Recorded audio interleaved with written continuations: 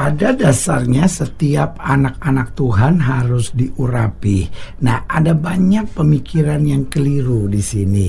Ada banyak orang pikir, oh yang diurapi itu kan hanya pendeta-pendeta, hanya hamba-hamba Tuhan. Ya mungkin majelis gereja lah diurapi, mungkin para penyanyi gereja lah diurapi, mungkin ya sampai dalam taraf guru sekolah minggu lah diurapi. Tapi kalau kita cuma jemaat, untuk apa kita diurapi? Nah, ini dia kan.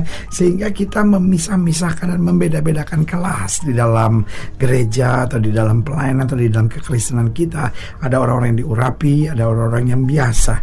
Tetapi hari ini saya mau ingatkan bahwa setiap anak-anak Tuhan harus diurapi. Suami-suami harus diurapi, istri-istri harus diurapi, anak-anak kita harus diurapi, para pelajar, para pengusaha, para pedagang, anggota polisi, kejaksaan. Kalau kita menyebut diri sebagai anak Kristus, anak Tuhan, maka pada dasarnya setiap kita harus diurapi.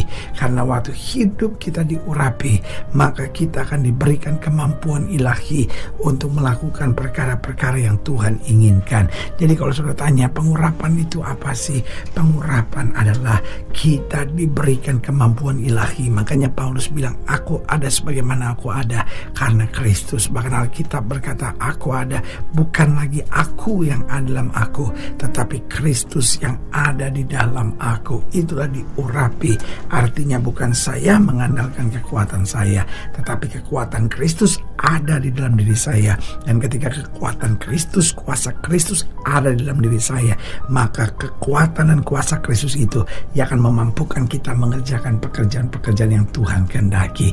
Jadi karena itu kesimpulan kita tegas, pada dasarnya setiap anak-anak Tuhan harus diurapi. Yang pertama, kita harus diurapi untuk dapat bekerja sama. Ini penting sekali. Ada banyak orang merasa dia diurapi, karena itu kemudian merasa, wow saya bisa, saya mampu.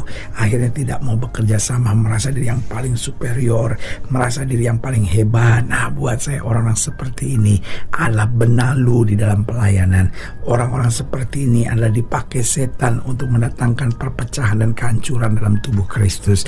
Padahal yang Tuhan mau kita diurapi supaya kita dapat bekerja sama. Bukankah doa Kristus berkata, Bapa jadikan mereka satu sebagaimana kita satu, supaya dunia percaya. Artinya apa? Selama gereja Tuhan masih saling menyerang satu sama lainnya, dunia nggak bisa percaya. Selama pendeta yang satu masih senang yang ngejelekin pendeta yang lain, maka dunia nggak bisa percaya. Karena itu sebagai hamba Allah, dengan segala kerendahan hati saya mau bicara kepada rekan-rekan saya, jangan biasakan menyerang hamba Tuhan lain atau gereja lain dari mimbar. Terlalu jahat kalau engkau pakai mimbar hanya untuk pembenaran dirimu sendiri. Mimbar itu adalah tempat di mana kita menyatakan apa yang Tuhan sampaikan, bukan tempat di mana kita ingin menyampaikan apa yang kita ingin sampaikan. Di mimbar itu harus ada berita kekuatan, harus ada berita sukacita, harus ada berita sorga, harus berita mujizat, harus berita pengampunan dosa, bukan untuk saling menjelekkan pendeta lain atau gereja lain. Buat saya, orang-orang yang suka mengomongin pendeta lain, nyerang pendeta lain, nyerang gereja lain dari atas mimbar, buat saya adalah orang-orang yang sudah kehabisan bahan dalam menyampaikan firman. Karena kehabisan bahan, lalu dia pikir gimana ya supaya dia gain power, supaya kelihatan dia hebat. Wah, kritik hamba Tuhan lain, kritik gereja lain. Tugas kita sebagai pembawa Injil, kita kan penginjil, kita kan pemberita Injil, kita kan pendeta, sampaikan Injil Kristus. Jadi setiap anak-anak Tuhan harus diurapi. Yang pertama untuk dapat bekerja sama, yang kedua supaya tetap hidup di dalam kerendahan hati. Karena kita harus ingat semua yang kita punya datangnya dari Tuhan. Jangan sampai kita sombong, karena orang-orang sombong adalah orang yang ditentang Tuhan, tapi orang-orang yang rendah hati adalah orang-orang yang dipakai Tuhan. Haleluya. Yang ketiga, kita perlu diurapi untuk kita memiliki keberanian dalam hidup kita. Oh, life is tough. Hidup ini keras. Jangan sampai kita jadi pengecut. Masakan kita punya Tuhan yang dahsyat, masakan kita punya Tuhan yang luar biasa, tetapi kita hidup sebagai pengecut. Sebagai hamba Allah, saya mengingatkan, hidup dalam keberanian, maka kita menerima segala kemuliaan. Dan yang keempat, kita diurapi untuk mengerjakan mengerjakan pekerjaan-pekerjaan Tuhan dan menyelesaikan segala tugas yang dipercayakan. Nah, ini penting.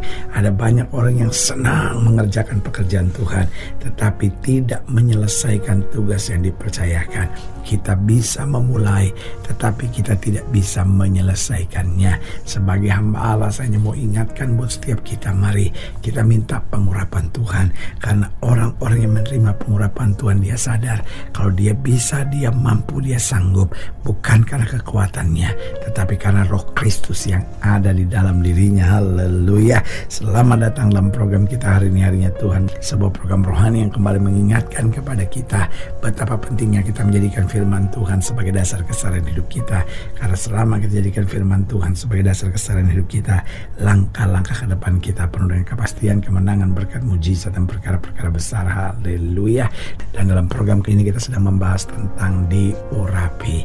Karena pada dasarnya setiap kita sebagai anak Tuhan dapat berkat istimewa dari Tuhan, bahwa kita menerima pengurapan di mana Roh Kristus dengan kuasa dan kemampuan ilahinya akan menuntun kita untuk mengerjakan pekerjaan-pekerjaan dan tugas yang dikehendaki Allah. Haleluya. Nah, sebagai yang kasih dalam Tuhan, dalam pembahasan kita tentang diurapi, kita mau sama-sama belajar dari Keluaran pasal yang ke-40, Keluaran pasal 40 ayat yang ke-12 sampai ayatnya yang ke-19. Keluaran pasal 40 ayat yang ke-12 sampai ayat yang ke-19. Demikian firman Tuhan, masih di bawah judul perikop Musa mendirikan kemah suci. Keluaran pasal 40 ayat 12 sampai ayatnya yang ke-19. Kemudian kau suruhlah Harun dan anak-anaknya datang ke pintu kemah pertemuan, dan kau basuhlah mereka dengan air. Kau kenakanlah pakaian yang kudus kepada Harun, kau urapi dan kau kuduskan dia supaya ia memegang jabatan imam bagiku. Juga anak-anaknya kau suruhlah mendekat, dan kau kenakanlah kemeja kepada mereka. Perhatikan ayat yang ke-15. Urapilah mereka seperti engkau mengurapi ayah mereka, supaya mereka memegang jabatan imam bagiku. Dan ini terjadi supaya berdasarkan pengurapan itu mereka memegang jabatan imam untuk selama-lamanya turun-temurun. Dan Musa melakukan semuanya itu tepat seperti yang diperintahkan Tuhan kepadanya, demikianlah dilakukannya. Dan terjadilah dalam bulan yang pertama tahun yang kedua pada tanggal 1 bulan itu, maka didirikanlah kemah suci. Musa mendirikan kemah suci itu, dipasangnya alas-alasnya, ditaruhnya papan-papannya, dipasangnya kayu-kayu lintangnya, dan didirikan tiang-tiangnya. Dikembangkannya atap kemah yang menudungi kemah suci, dan diletakkanlah tudung kemah di atasnya, seperti yang diperintahkan Tuhan kepada Musa. Nah, saudara yang kasih dalam Tuhan, saudara bisa melihat di sini bahwa syarat seorang mulai melayani bukan soal pinternya, bukan soal hebatnya, tetapi Tuhan ingatkan supaya dia bisa memegang jabatan imam sampai selama-lamanya dan turun-temurun, dia harus diurapi. Artinya seorang yang diurapi akan mengerjakan pekerjaan Allah lebih daripada apa yang manusia biasa dapat kerjakan. Oh, luar biasa. Pertanyaannya, apa yang harus dijaga oleh orang yang diurapi? Bagaimana supaya kita bisa tetap diurapi? Bagaimana supaya pengurapan Tuhan tidak terhambat dalam hidup kita? Yang harus dijaga yang pertama adalah kesombongan. Makanya Alkitab berkata Allah melawan orang sombong. Alkitab berkata orang yang tinggi hati akan kurendahkan, tetapi orang yang rendah hati akan kutinggikan. Berarti saudara yang kasih dalam Tuhan, jelas yang harus kita jaga, karena ini dapat menghambat pengurapan Tuhan dalam hidup kita, adalah kesombongan. Orang-orang yang sombong sedang menuju pada kehancurannya, tetapi orang-orang yang rendah hati akan menuju pada rencana Allah yang penuh berkat sempurna. Haleluya. Yang kedua, apa yang harus kita jaga supaya kita terus dapat pengurapan Tuhan? Yang harus kita jaga yang kedua adalah perasaan selalu merasa diri benar. Ini dia. Ketika seorang merasa diri selalu benar, wah ini susah. Gak bisa ditegur, gak bisa dikritik. Ditegur pun jadi ribut, dikritik pun akhirnya dia sikat. Karena dalam hatinya, oh itu orang gak suka sama saya, itu orang iri sama saya. Lu memang ada orang-orang yang mengkritik, ada orang yang menegur karena iri, karena gak suka.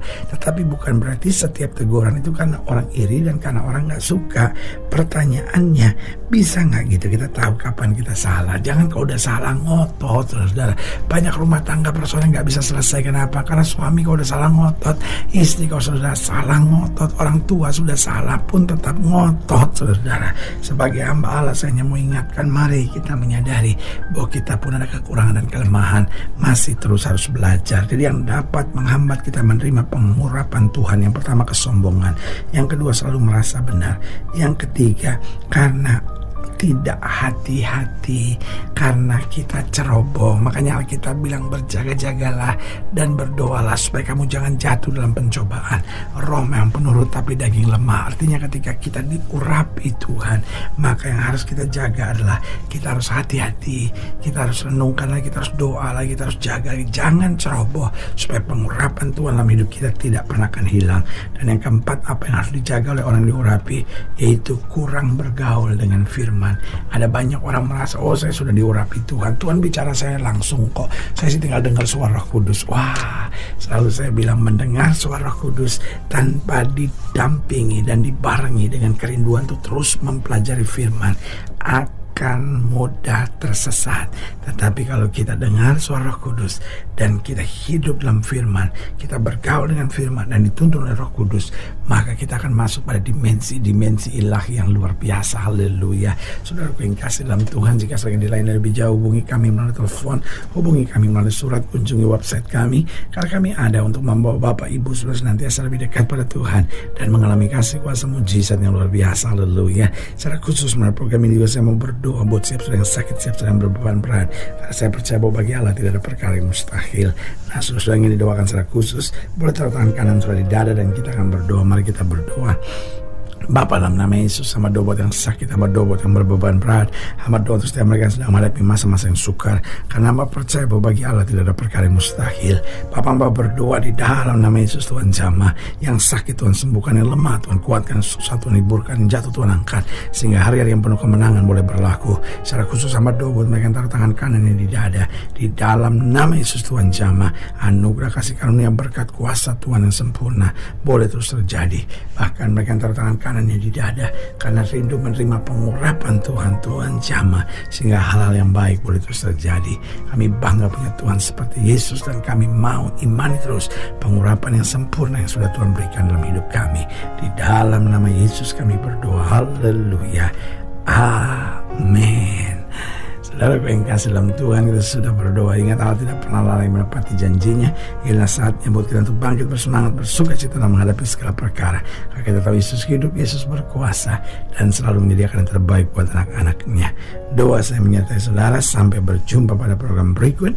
Jangan lupa, jadikan hari ini harinya Tuhan. Haleluya.